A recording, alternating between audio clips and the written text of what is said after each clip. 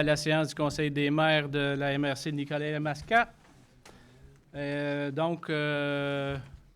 voudrais commencer par saluer Mme Sophie Martin-Beau,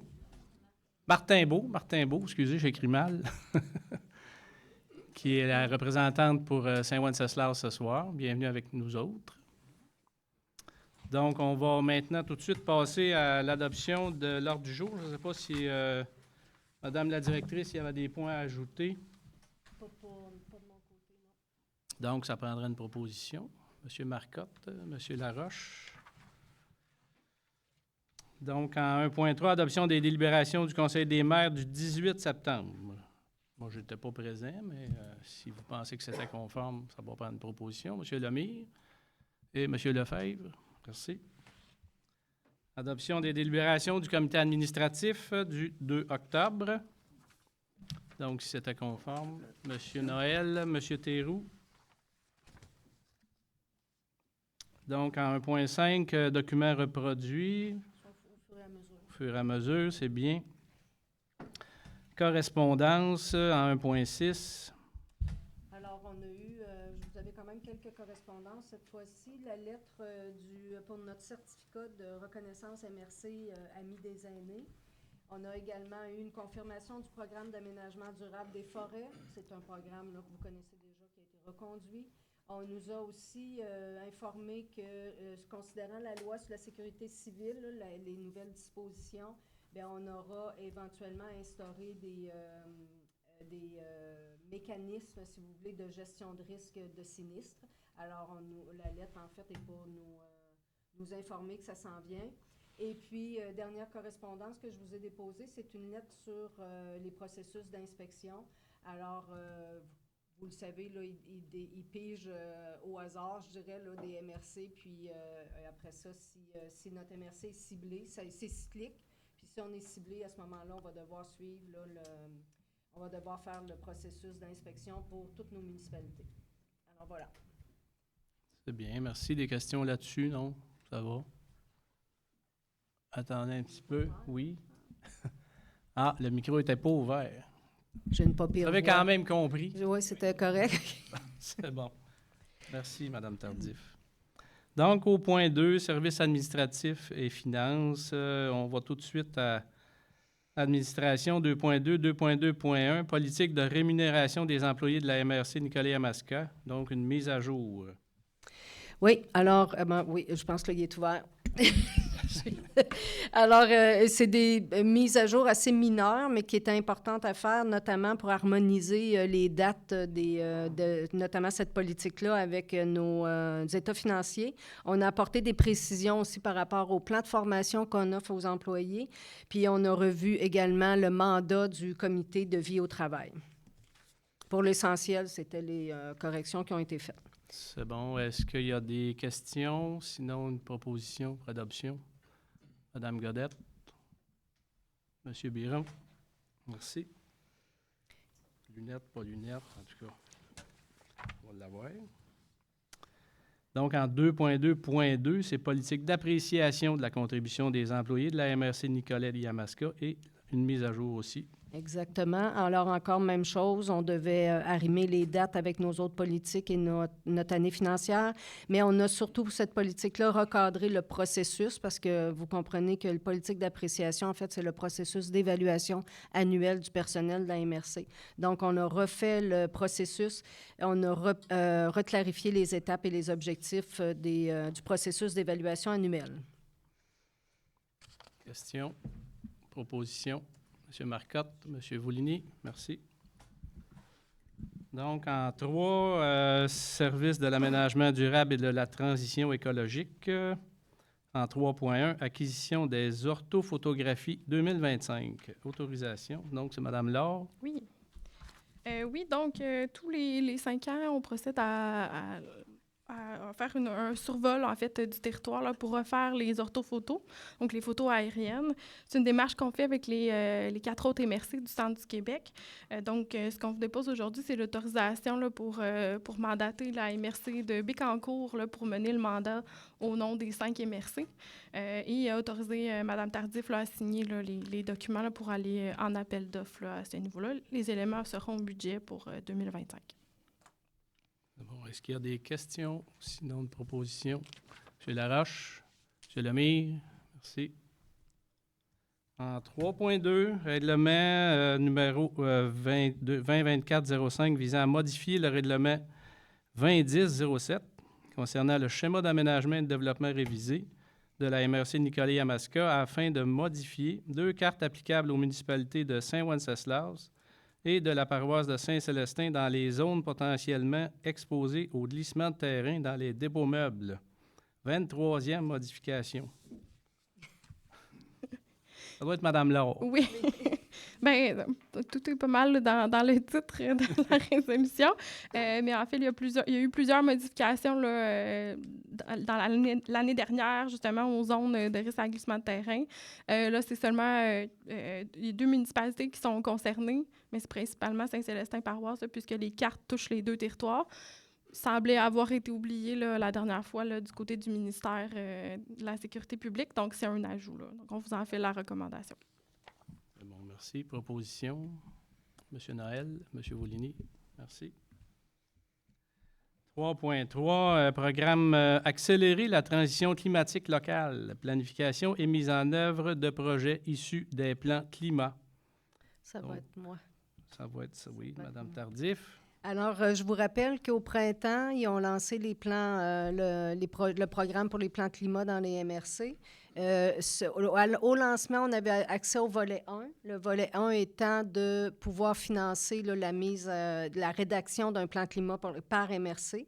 Comme nous, on avait déjà fait des travaux, soit on avait déjà un rapport sur nos GES, puis on avait déjà un rapport aussi sur nos infrastructures, on a déposé ces 2 rapports-là, ce qui fait qu'ils nous ont accordé un plan climat partiel. Et considérant qu'on avait un plan climat partiel, on était éligible au lancement de projet volet 2, qui est là des sous pour les municipalités. Le seul petit souci, pas qu'on le vit assez souvent, les délais étaient très courts. Donc, Mme Laure a fait des synthèses, vous a envoyé de l'information. Elle a aussi invité toutes les municipalités intéressées à prendre rendez-vous avec elle pour vraiment pouvoir travailler vos projets de façon très, très spécifique et aux besoins de votre MRC, votre municipalité. Donc, la résolution, c'est pour le dépôt qui doit se faire le 25 octobre. Mais évidemment, comme les délais étaient courts, aujourd'hui, on n'a pas pu joindre à la résolution la liste des projets qui seront déposés. Fait qu'aussitôt qu'on va avoir terminé de travailler avec vos équipes, on va vous la faire parvenir, puis elle va être acheminée au ministère. Ça vous va? Oui, puis ce que j'ai compris, c'est qu'on est la première MRC, ou en tout cas quelque chose du genre, là, à avoir un plan climat partiel. Oui, bien, on est dans les premières là, à avoir eu justement le plan climat partiel. Donc, on est dans les premières à avoir accès à ce volet 2-là au niveau du financement. Donc, on profite même si c'est un court temps, là, on profite de cette fenêtre d'opportunité-là pour déposer le plus possible de projets. Là. Très bien. Donc, une proposition. Non. Il ne faut pas que ce soit déjà engagé. Quand même pas. Donc, M. Lefebvre, proposition. M. Bédard, merci. En 3.4, avis de conformité au règlement 2024-06 de la municipalité de Saint-Léonard-d'Aston. Oui, donc c'est une modification au règlement 2024-06 là, qui fait des changements au niveau du lotissement. Donc, c'est conforme au schéma d'aménagement. On vous en fait la recommandation. Proposition. M. Dupuis, Mme Godette, merci. Avis de conformité au règlement 04-24 de la municipalité de Saint-Zéphirin-de-Courval. Oui, donc c'est une modification au règlement administratif en ce qui concerne le volet éolien. Donc, c'est conforme au schéma d'aménagement. On vous en fait la recommandation. Merci. Proposition. M. Descoteaux et M. Laroche, merci. 3.6, avis de conformité au règlement de la 05-24 de la municipalité de Saint-Zéphirin. On vient de le faire. Non, c'est un différent. J'ai pas vu. Il y en a deux de Saint-Zéphirin? Oui, deux de Saint-Zéphirin. Trois. Oui. Ça n'arrête pas. Donc, celui-là, c'est au niveau du zonage, encore une fois, par rapport à l'éolienne. Donc, c'est conforme au schéma d'aménagement. Vous en faites la recommandation. C'est bon. Proposition. M. Laroche, M. Voulini. En 3.7, avis de conformité au règlement 0624 de la municipalité de Saint-Zéphirin-de-Courval. Oui, donc tout à l'heure, on parlait des modifications aux cartes là, pour les zones à risque de glissement de terrain. Donc, la municipalité qui a intégré là, la nouvelle cartographie à son règlement. Donc, c'est conforme au schéma d'aménagement. On vous en fait la recommandation. Proposition, M. Marcotte. M. Bédard. Merci. En 3.8, avis de conformité au règlement 252-2024 de la municipalité de Pierreville. Encore une fois, pour la modification des cartes des zones à risque de glissement de terrain, donc c'est conforme au schéma d'aménagement, on vous en fait la recommandation. M. Théroux et M. Laroche. Merci. En 3.9, avis de conformité au règlement 518-24 de la municipalité de Saint-Eulalie. Donc, encore une fois, pour les modifications de cartes pour les zones à risque de glissement de terrain, c'est conforme au schéma d'aménagement, on vous en fait la recommandation. M. Dupuis et M. Lemire, merci. 3.10, avis de conformité au règlement 521-24 de la municipalité de Saint-Eulalie. Oui, donc c'est pour un règlement qui est relatif à des projets particuliers de construction, de modification, d'occupation d'un immeuble, donc on appelle un PPC-MOI. C'est conforme au schéma d'aménagement, on vous en fait la recommandation. Merci. Proposition, M. Marcotte. Une fois, je regarde du bord là. Monsieur Biron. Monsieur Biron, c'est bon. Merci. Donc, en 3.11, avis de conformité au règlement 2024-05 de la municipalité de la Visitation de Yamaska. Donc, pour la modification des cartes pour les zones à risque de glissement de terrain, c'est conforme au schéma d'aménagement, on vous en fait la recommandation. Madame Gendron et Monsieur Lefebvre, merci. Au point 4 maintenant, service du développement économique. On n'a pas de point ce soir, donc on passe au point 5, service technique, 5.1. Règlement numéro 2024-06, remplaçant le règlement numéro 97-17, concernant les modalités de dépôt d'une demande de révision de l'évaluation à l'organisme municipal responsable de l'évaluation foncière. Donc, c'est pour un avis de motion, donc c'est un dépôt de projet. Monsieur...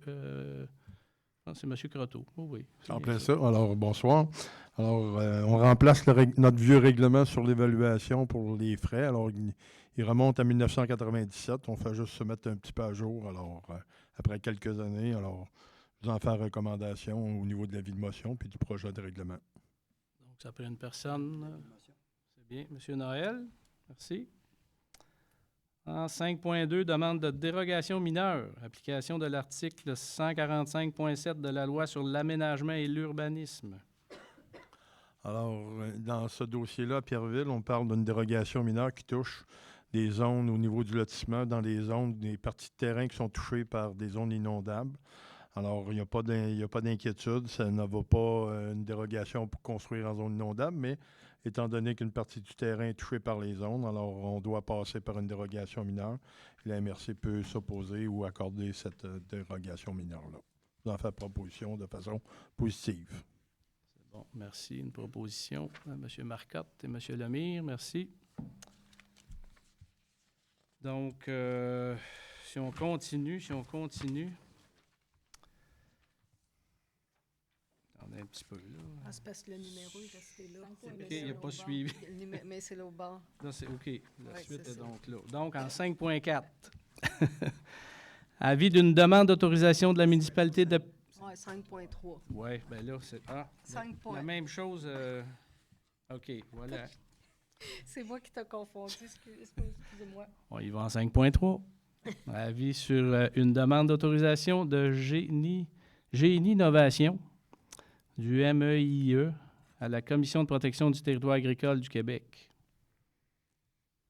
Alors, dans ce dossier-là, c'est le ministère de l'Économie, de l'Innovation et de l'Énergie a mandaté la firme, je vais le lire moi aussi, Génie Innovation, pour faire des tests sur un puits là, qui avait été creusé, foré à l'époque pour le gaz de schiste.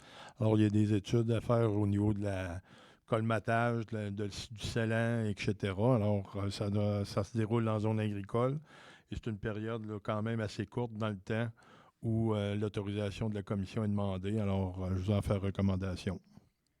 Est-ce que c'est le puits de la visitation? Ça se situe sur Sur Saint-Nicolas. Sur le puits A165, sur les terrains de culture Rousseau. Donc, Mme Gendron, faites la proposition. Oui, ben oui, rendu là. Un appui. Monsieur Voulini, merci. Donc, 5.4.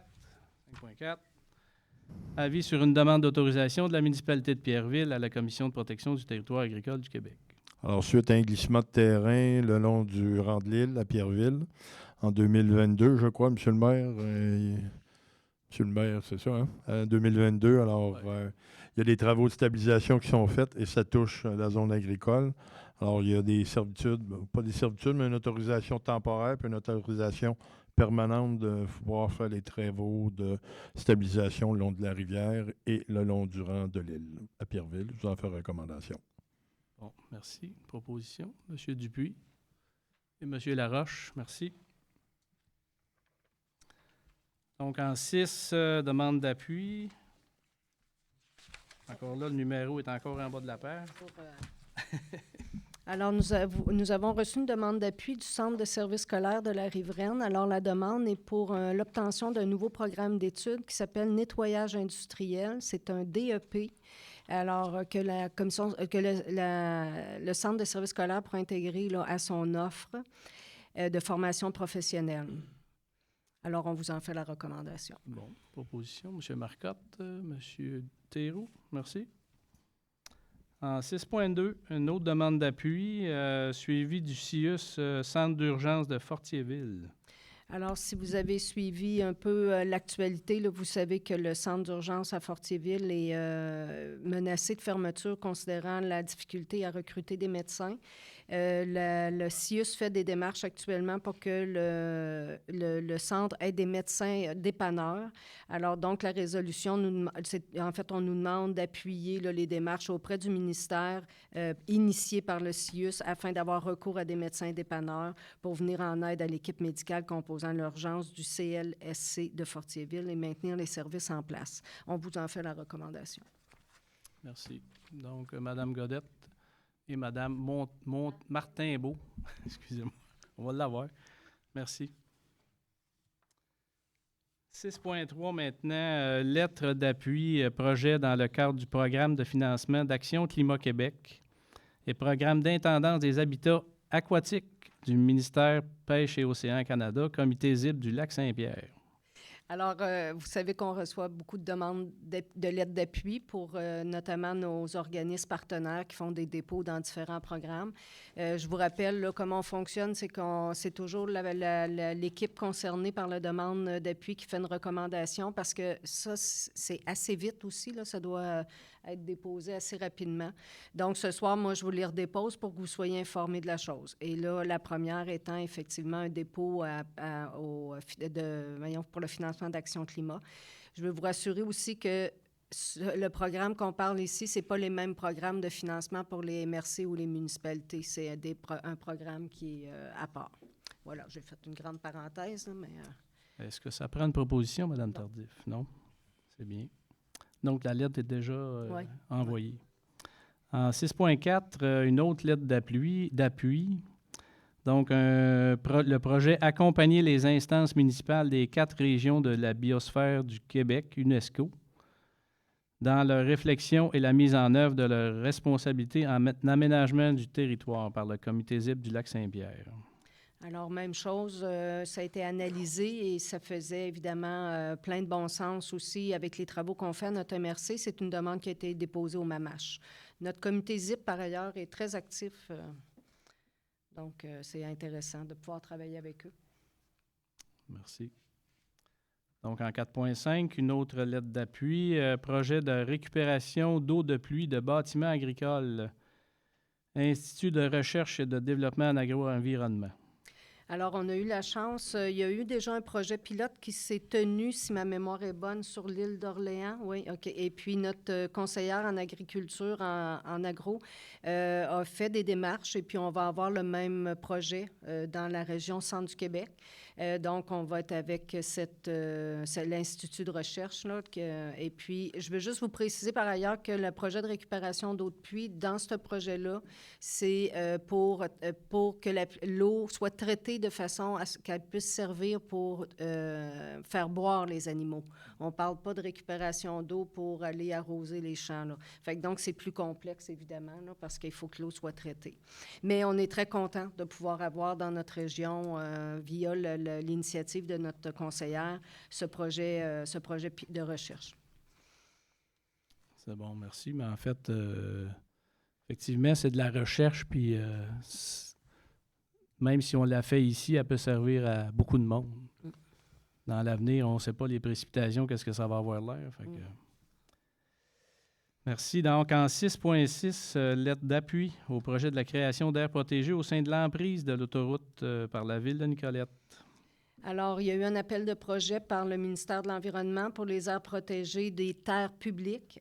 Donc, dans le cas de notre MRC, il y avait une municipalité là, qui avait l'opportunité de le faire, qui est Nicolet, et nous avons apporté notre appui.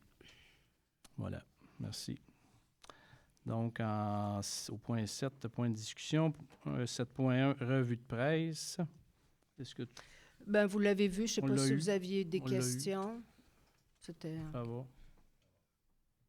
On y va avec les rapports des comités, comités internes.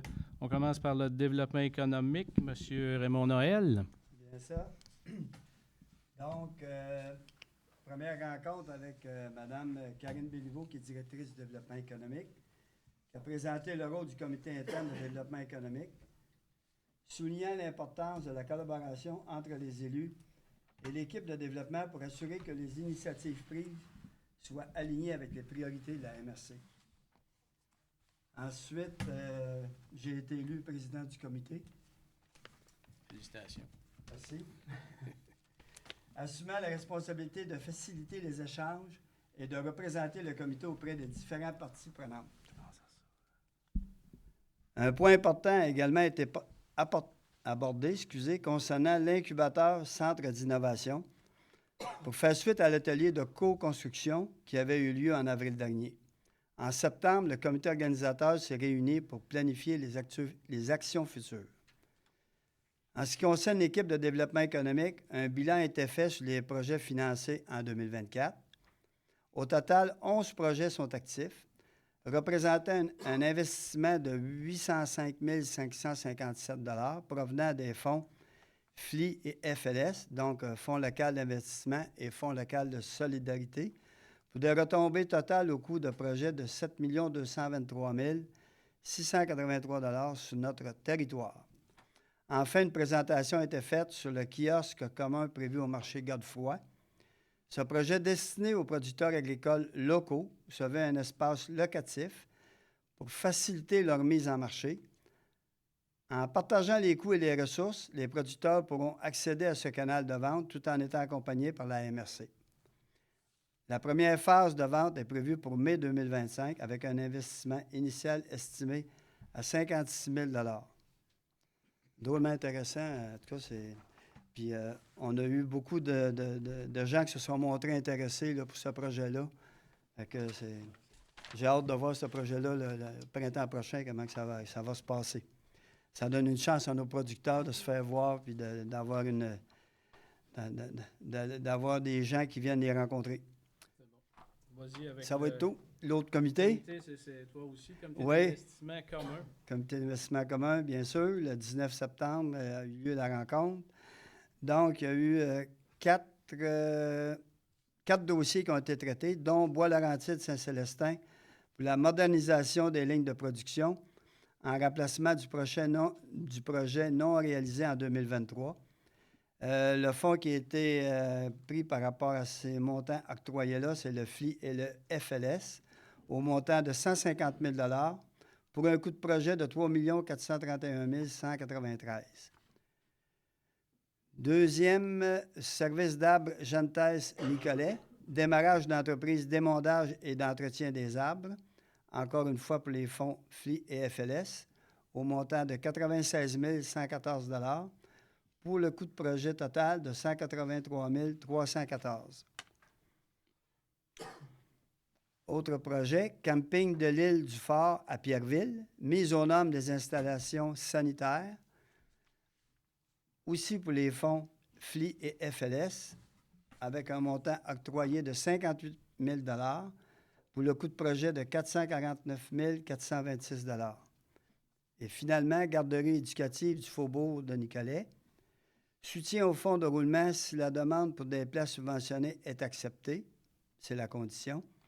Cette fois-ci, c'est le fonds FLS seulement, montant octroyé 80 000 $ pour le coût du projet, 250 000 $. On a aussi le projet de Place Doyon qui n'a pas été retenu puisque les projets immobiliers ne sont pas admissibles aux fonds locaux. On a aussi traité une demande de prolongation de moratoire de capital. Et ça fait le tour.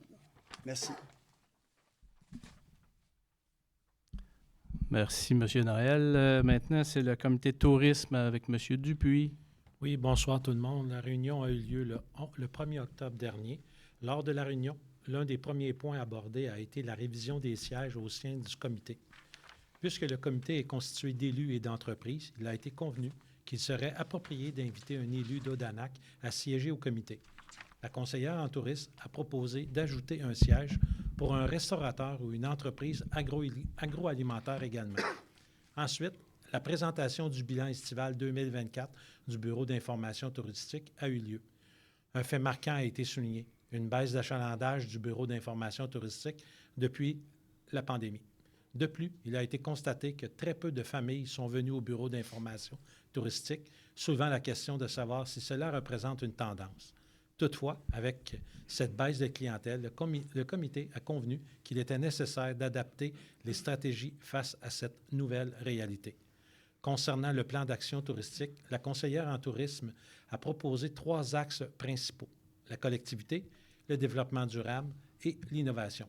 Ils ont également discuté de la nécessité d'une consultation élargie, notamment avec les populations, afin de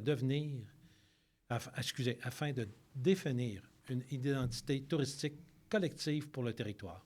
Il a été confirmé que les rencontres du comité auront lieu de manière récurrente chaque 3e mardi du mois, bimestriellement.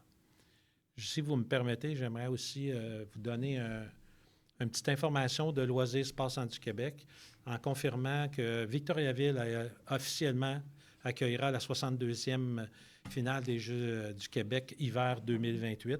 Alors, c'est une très bonne nouvelle. Et puis, j'invite les gens, toujours, c'est la réunion annuelle demain qui aura lieu à Victoriaville, justement, pour Loisirs Sport du Québec. Merci. Merci, M. Dupuis. Maintenant, M. Biron pour le comité aménagement durable et environnement.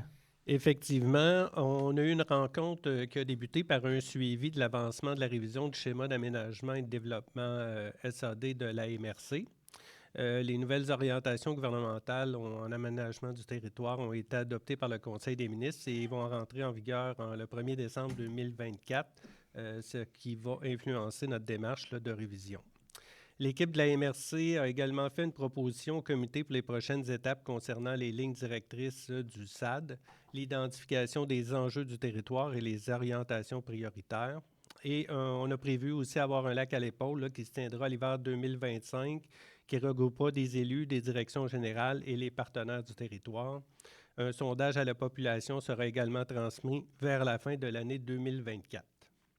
On a ensuite discuté d'une 2e journée de la transition écologique qui devrait avoir lieu au printemps de 2025. Donc, les membres du comité ont discuté des thématiques qu'ils souhaiteraient voir abordées dans cette journée. Et finalement, il a été question des appels de projet du programme Accélérer la transition climatique du MAMACH que Mme Tardif vous a parlé tantôt. La MRC, bien entendu, on est content d'être la première MRC à pouvoir appliquer au volet 2, sauf le programme est un peu mal fait. en ce sens que vous savez que la MRC, puis même le Québec en entier, ce qui fait mal au changement climatique présentement, c'est principalement le transport. Et il y a peu, je veux dire, il y a peu d'actions qui sont disponibles. Donc, sur ce programme-là, la MRC ne pourrait pas déposer de projet pour faire l'acquisition d'autobus électriques pour notre projet qui s'appelle Billy. Et comme la MRC n'est pas reconnue comme une société de transport, on n'a pas le droit non plus aux subventions du MTQ. Donc, ça nous met, en fin de compte, là, un peu dans un cul-de-sac. Donc, on a discuté de ça et on devrait aussi regarder là, pour essayer de sensibiliser le gouvernement du Québec. C'est tout. Merci, M. Biron. Maintenant, le comité mobilité durable avec M. Théroux. Bonsoir à tous. Là, étant au bilan de la première saison du service de vélo partage de Billy, 2 casiers comprenant 6 vélos électriques chacun étaient à la disposition de la population du 18 juillet au 17 septembre dernier. La première heure d'utilisation était gratuite et la tarification était établie à 5 de l'heure pour la suite. Durant ces 2 mois de service, 213 réservations ont été effectuées. Les réflexions ont été entamées en vue de la saison 2025 et des améliorations à apporter pour bonifier le service et l'amélioration expérience client. Il fut ensuite question des démarches entreprises pour fusionner les organismes en transport adapté de Bougibus et de CTA Grand Tronc. Une rencontre avec les présidents des 2 organismes s'est tenue le 11 octobre. Finalement, les premières discussions concernant le budget 2025 en transport furent débutées. Il a été question de reprendre les réflexions sur la taxation sur l'immatriculation ou autres types de financement possibles pour maintenir et bonifier les services de transport collectif et adapté qu'offre Billy. Merci. Merci, M. Théroux. Il y a les comités externes, je ne sais pas s'il y en a. Je n'en ai pas à ma liste. Oui, Mme Saint-Amour.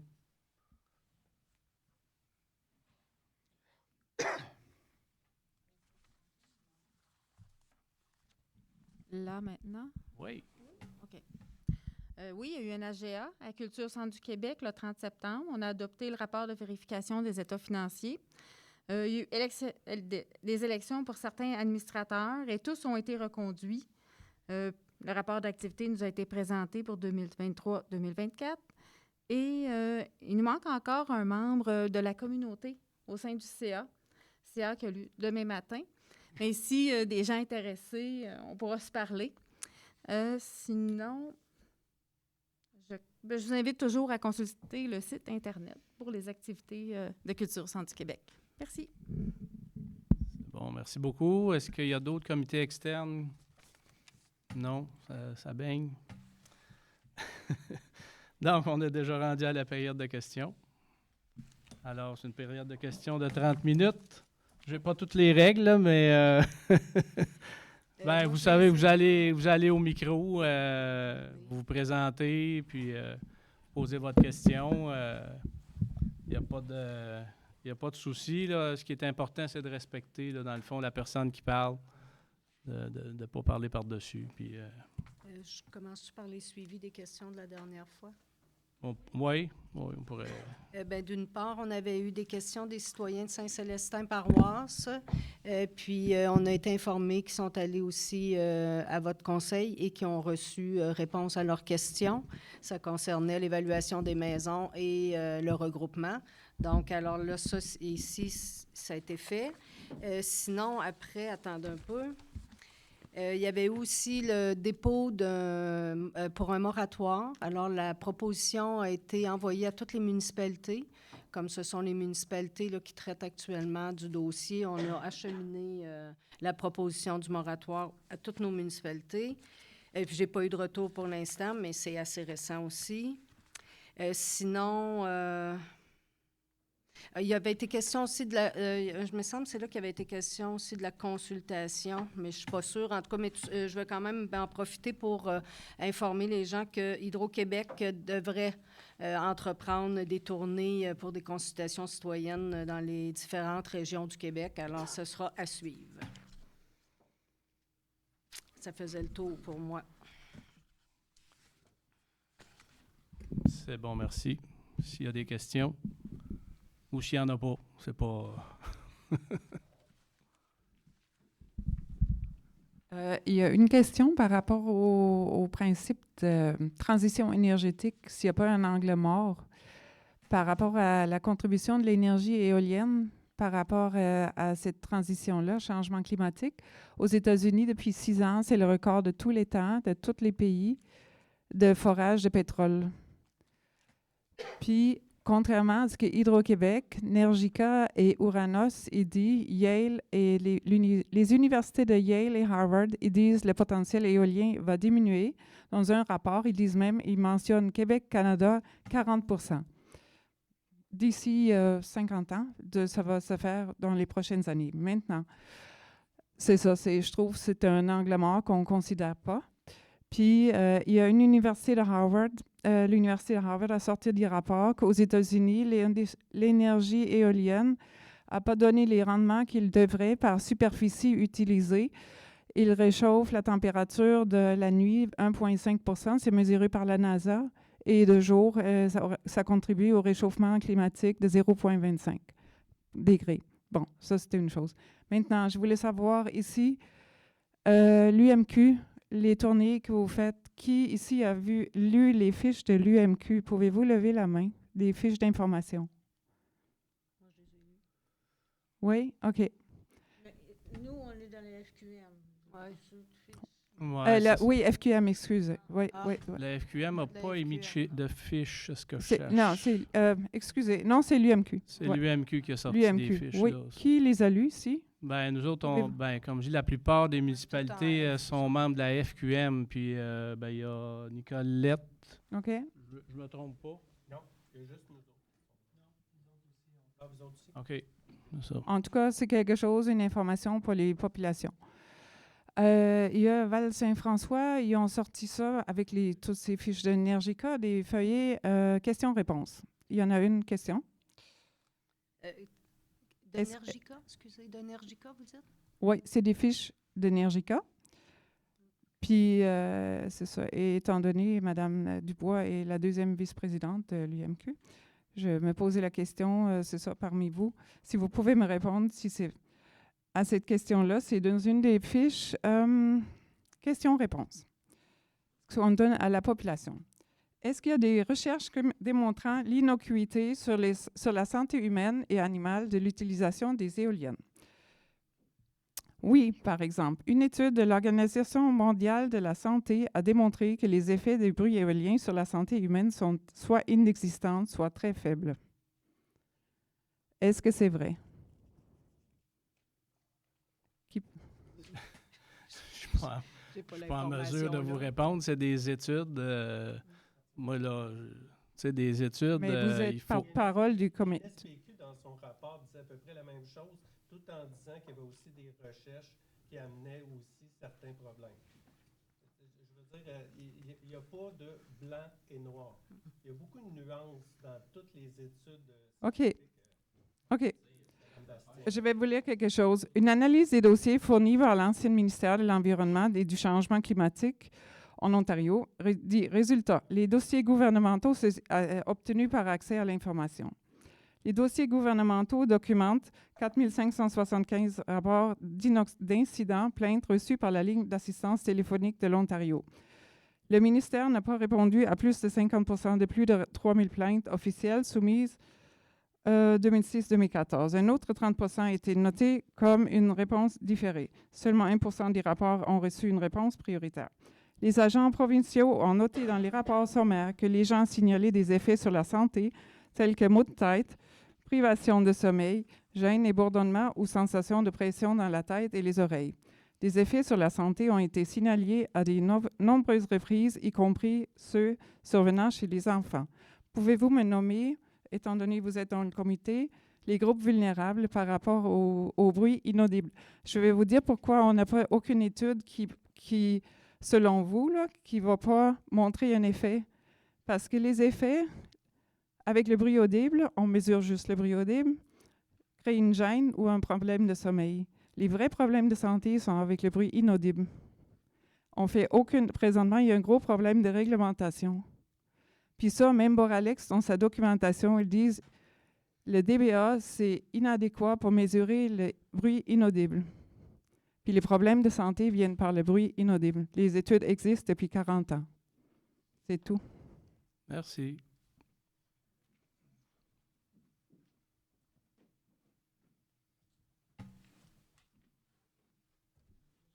Bonjour, Kevin. On va m'aider un peu. Ouais. Non, ça ne marche pas. Je vais me pencher un peu.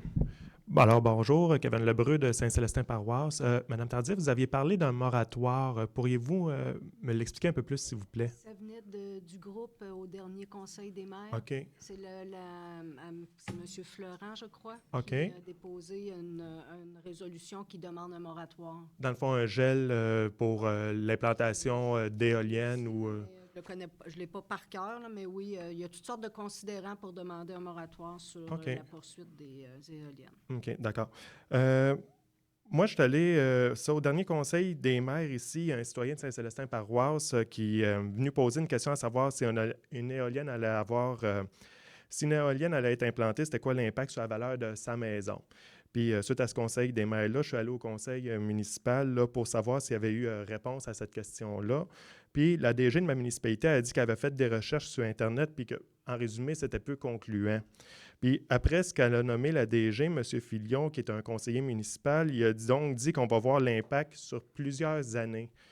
Fait que moi, j'insiste sur ce dernier point-là, c'est qu'est-ce que vous pensez de ça qu'on dit ne pas savoir l'impact des éoliennes sur la valeur des maisons, mais que le règlement en vigueur actuellement, il autorise un promoteur de construire une éolienne à 800 mètres des maisons? Puis actuellement, les études qu'il y a, effectivement, ont démontré que c'était pas significatif. Ce qu'on peut parler, puis c'est une opinion, c'est qu'actuellement, au Québec, il manque énormément de logements, puis les propriétés sont vraiment pas à la baisse. Puis quelqu'un qui cherche un logement, qui a une éolienne ou non, il va y aller. Mais moi, je pense actuellement qu'il y a c'est pas démontré qu'il y a une baisse de valeur des propriétés due à l'éolien, mais on est dans un marché qui est à la hausse, de toute façon. Fait qu'on ne peut pas le démontrer, à mon avis, actuellement. Mais vous dites des études, c'était des études de quelle source? C'est les études qui ont été... je pense que vous êtes allé à la municipalité. Je ne sais pas si vous êtes allé vous-même. Là, J'ai été moi-même, oui. Je pense que je ne sais pas si ont été nommées, ces études-là, là, mais quand même. Elle avait dit quelques études américaines, beaucoup américaines, mais que c'était pas significatif. Pas significatif dans le sens que c'était pas concluant. On ne savait pas pour le Québec qu'est-ce que ça allait être, puis tout ça. Exactement, mais on est dans une phase où il y a une recherche de logement tellement grande que, tu sais, à mon avis, les éoliens n'ont pas d'impact. Mais c'est une opinion, là, mais il n'y a pas d'études, effectivement, là, au Québec. Mais elle a insisté que c'était pas concluant, la recherche au final. Là. Exact. C'est ce que j'ai compris aussi.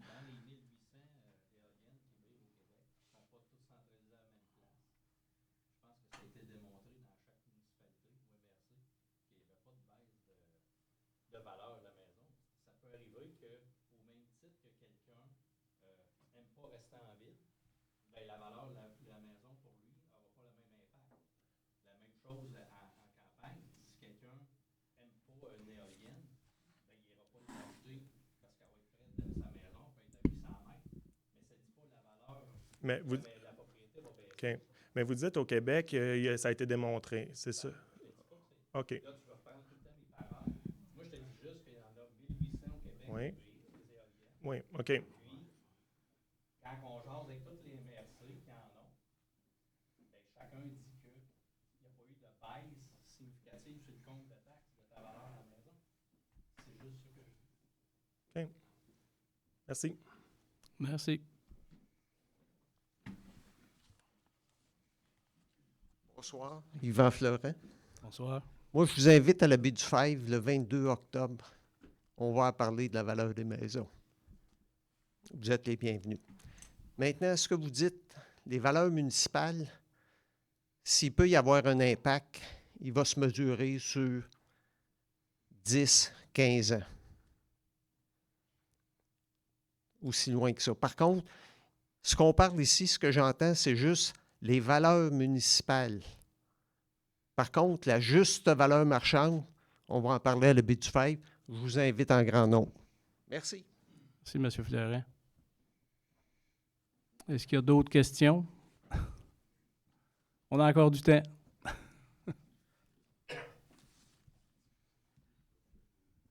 Bonjour, Marc-Olivier Billette de Saint-Léonard-d'Aston. Première question, est-ce qu'il y a actuellement un projet d'éolienne dans la MRC ici? Non. Parce que la semaine passée, il y a un article qui est passé, la ministre, elle parle qu'il y a, par exemple un projet à l'étude d'éolien dans la MRC de Nicolet-Yamaska. Ben, c'est-à-dire qu'il y a encore des promoteurs qui ont des projets éoliens, mais c'est au neutre, là, si on peut dire. Là. C'est pas...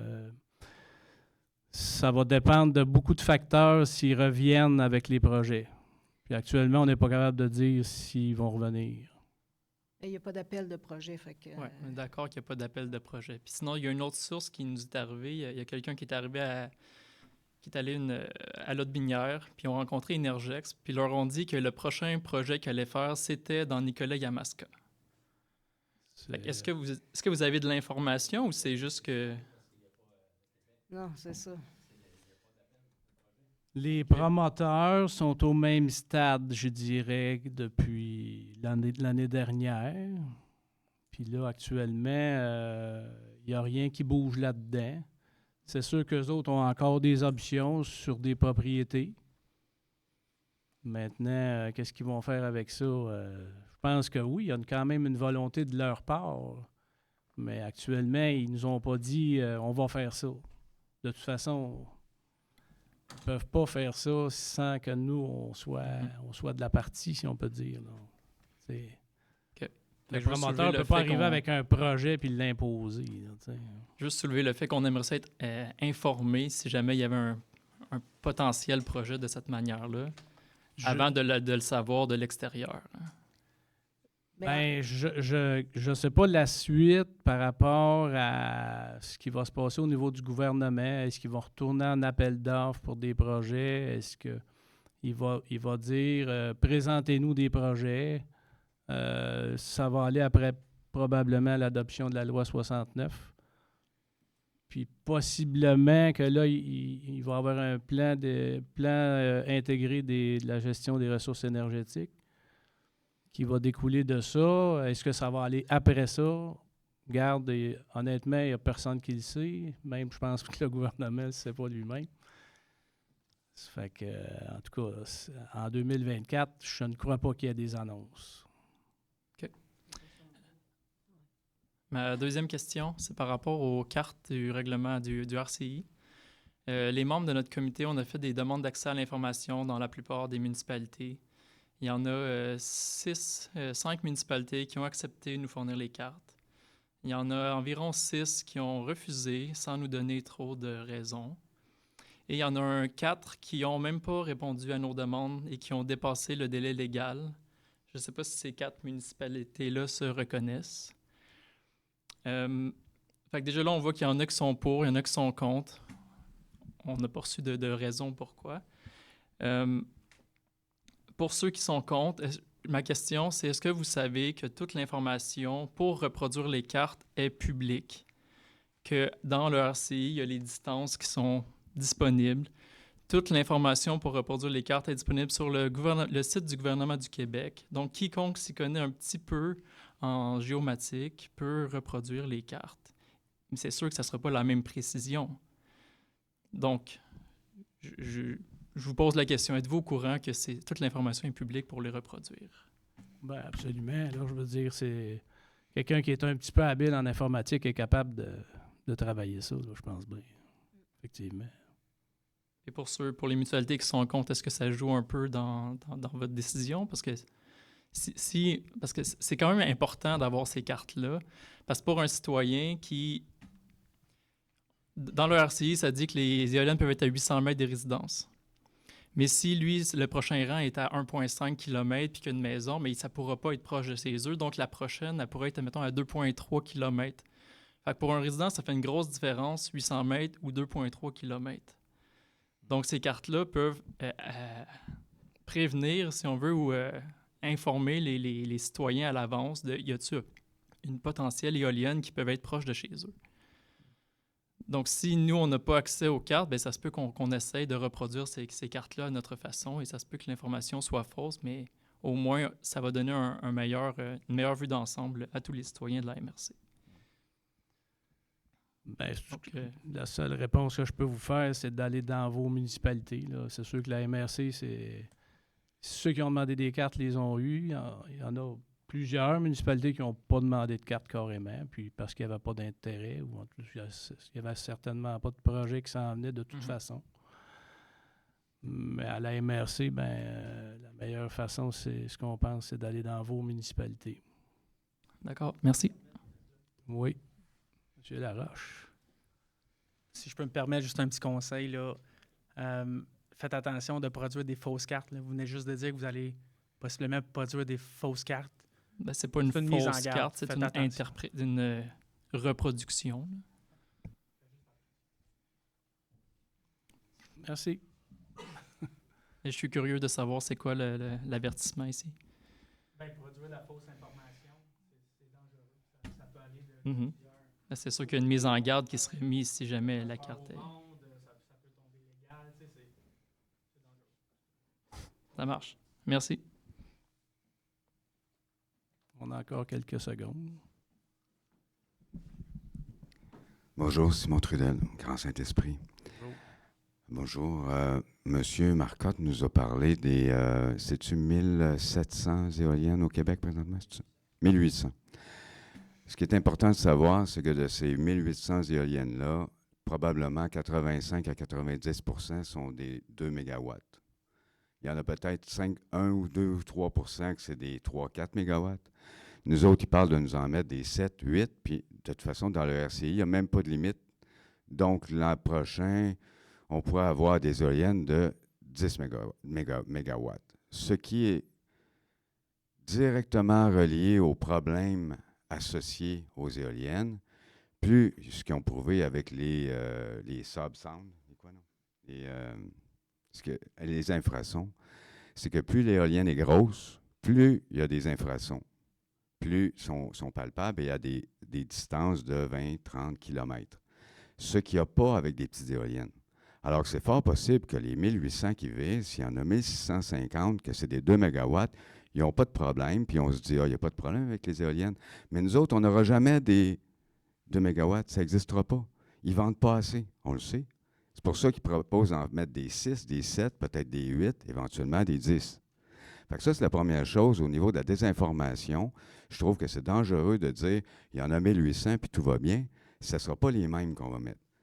Mais si vous parliez d'en mettre 16 dans notre municipalité de 2 mégawatts, peut-être qu'on serait moins apeuré que de parler d'en mettre des 10. Ça, c'est la première chose. La deuxième chose, c'est la valeur des maisons. Vous avez dit, quelqu'un, puis c'est repris, tout ça, que nulle part au Québec, le prix des maisons a baissé. J'ai eu une photographie l'autre jour qui venait de... En tout cas, je ne sais pas exactement la source, mais la maison, c'est une petite maison, un bungalow, sur le bord de l'eau. 4 faces en briques. Tu vois que c'est une belle petite maison. C'est pas récent, mais bon. Le rôle est passé, il y a quelques années, il était à 100 000. Là, c'est vendu 115 000. Donc, elle a fait quand même un profit de 15 %. Bravo. Sauf que tu vois une éolienne en arrière. Très bien, là. Alors, la même maison, depuis 2020, toutes les maisons sur le bord de l'eau, ils ont doublé puis ont triplé de valeur. Cette maison-là, s'il n'y avait pas d'éolienne dans le coin, elle serait peut-être vendue 200 250 000. Puis là, on vient me dire, elle a pris 15 % de valeur, bravo, elle n'a pas baissé de valeur. OK, mais il y a une perte de 150 % à côté, là. Il aurait pu la vendre 300 000 peut-être, sa maison. Maintenant, il l'a vendu 115 000. Mais c'est en haut de son rôle d'évaluation. Fait que ça aussi, il faut faire attention quand on informe les gens de dire qu'il n'y a pas de baisse de valeur. Tout est proportionnel. Puis M. Florent l'a mentionné un petit peu. C'est pas qu'elle vaut moins cher au livre à la municipalité. C'est que si tu n'es pas capable de la vendre, si l'autre qui n'a pas d'éolienne, la même maison, il y avait à 300 000, puis toi, tu avais à 115 000, tu as une perte nette de plusieurs milliers de dollars. C'est ça, au niveau de l'information, c'est facile de parler puis de dire, ouais, il n'y a pas de trouble, mais il faut quand même garder à l'esprit de comparer les choses comparables. Puis en dernière question, en fait, là, c'est une question. Excuse. J'ai entendu par rapport à des gens qui font partie du regroupement, le fameux regroupement, qu'il était pour s'informer, parce que moi, je pose la question, ça fait 1 an et demi. Alors, est-ce qu'on va avoir des informations à un moment donné sur les gens qui souffrent, bon, tout ça? Puis on voit que les données ne sont pas probantes, puis tout ça, tu sais. Mais ce que j'ai entendu, c'est on va s'informer, puis il est sorti, on va s'informer auprès du promoteur pour avoir les informations, tu sais, parce que beaucoup d'informations à date, qu'est-ce qu'on sent, c'est que ça vient du promoteur. Puis nous autres, ça nous inquiète parce que on ne trouve pas ça vraiment sécurisant de dire que quelqu'un fait une étude puis qu'il va demander plus de précision au promoteur.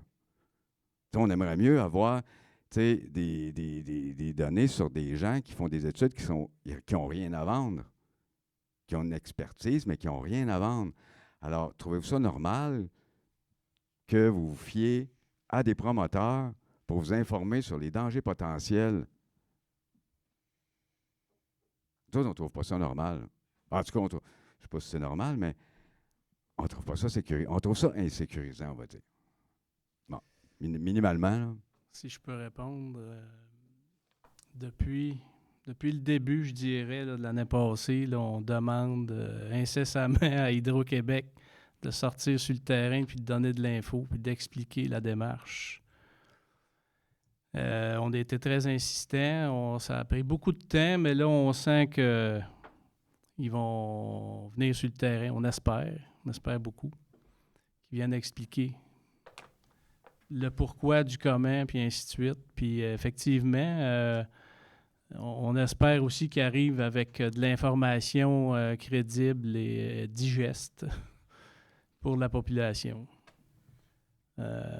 C'est une source qui, quant à moi, est fiable. C'est pas la seule source. Je pense que toutes les sources sont bonnes. Vous nous amenez des documents, vous nous amenez des études. On les prend en compte.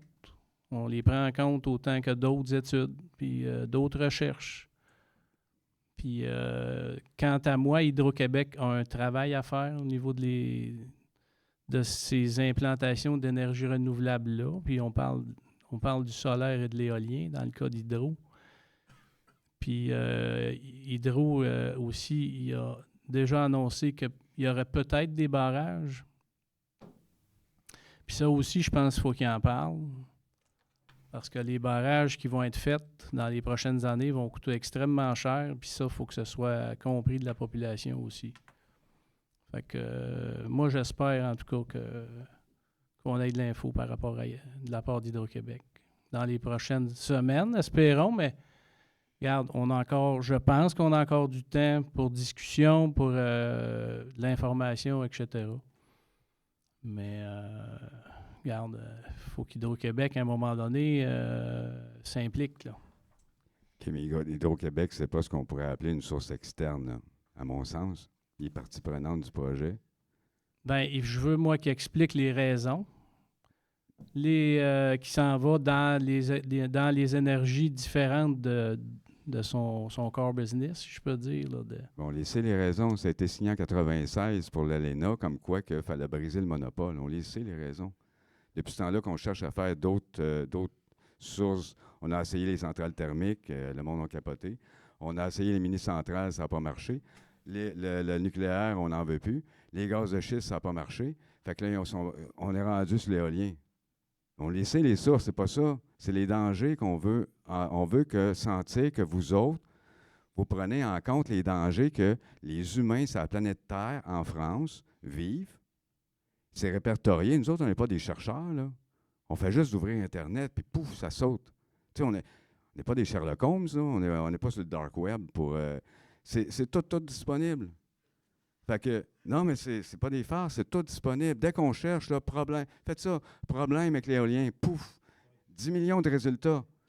OK, les études ne prouvent pas nécessairement ça, mais quand on regarde que, juste dans une petite bourgade, il y a eu 50, 60 personnes qui ont déclaré des problèmes, puis qu'il y en a Et au bout de 10 ans, ils ont des règlements, des centaines de milliers de dollars qui leur sont versés, puis ça prend 10 ans à reconnaître, mais ils finissent par reconnaître. Il y en a plein de ça.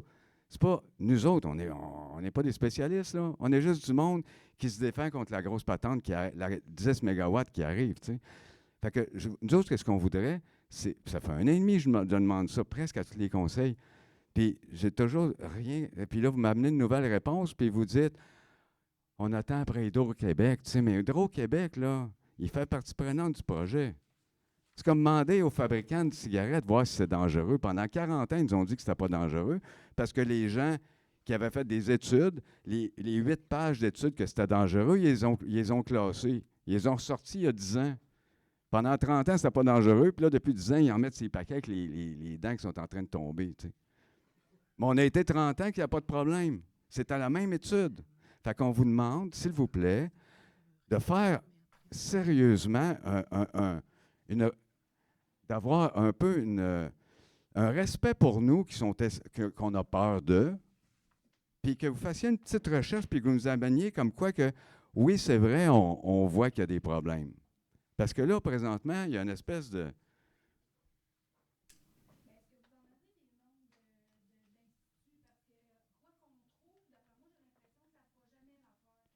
Aucunement...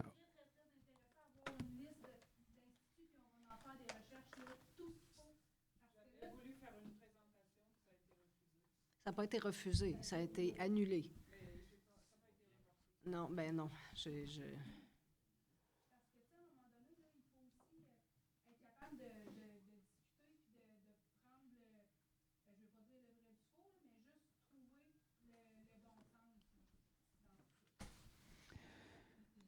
Madame Godet, je vais vous demander de conclure. Là, oui. Le temps avance. Je trouve ça très intéressant ce que vous me dites. On en a. On peut en fournir. Je ne sais pas, vous, personnellement, puis tout le monde ici, est-ce que si vous avez une petite heure dans votre mois ou whatever, pour juste ouvrir l'Internet puis regarder ça. Je ne sais pas, peut-être que vous n'avez pas le temps, mais je vous invite tout le monde. Vous allez voir, juste en une demi-heure, là, vous allez déjà trouver un paquet d'affaires, peut-être pas des études concluantes, parce que ça, semble-t-il que ça n'existe pas. Mais au moins prendre le pouls ailleurs où ils ont des grosses éoliennes, puis où est-ce qu'ils vivent des problèmes sérieux de santé publique, d'animaux qui produisent plus de lait, qui meurent, les trucs parasites, ça existe. Parce que les gens qui disent ça, là, ben, c'est pas mon frère, je sais pas, tu sais, je peux te dire, c'est pas vrai. Personne n'a du temps à perdre pour montrer que sa vache est morte puis la filmer, tu sais. C'est pas vrai. Comprenez? Fait que je vais conclure en vous remerciant d'avoir écouté, parce que ça a été long, là. Merci beaucoup.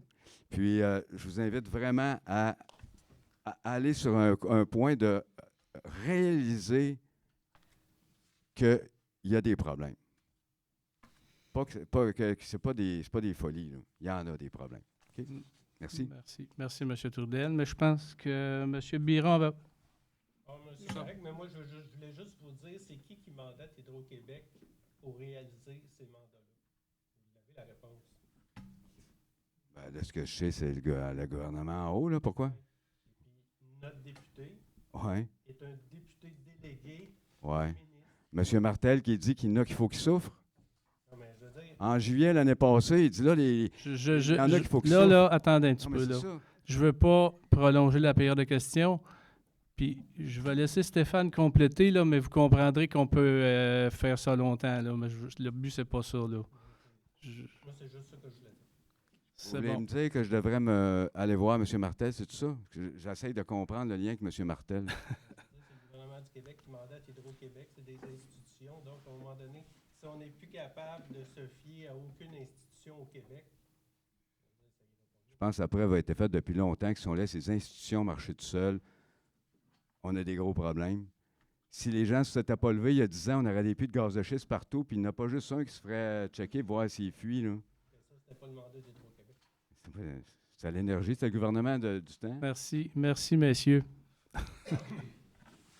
Il restait juste Affaires nouvelles, mais il n'y avait rien. Donc, dans Affaires nouvelles, j'ai compris qu'il n'y avait rien. Donc, ça va prendre quelqu'un pour faire la levée de l'Assemblée. M. Dupuis, Mme Godette, merci beaucoup. Merci, cher public. À la prochaine. Si tu veux passer un petit sondage.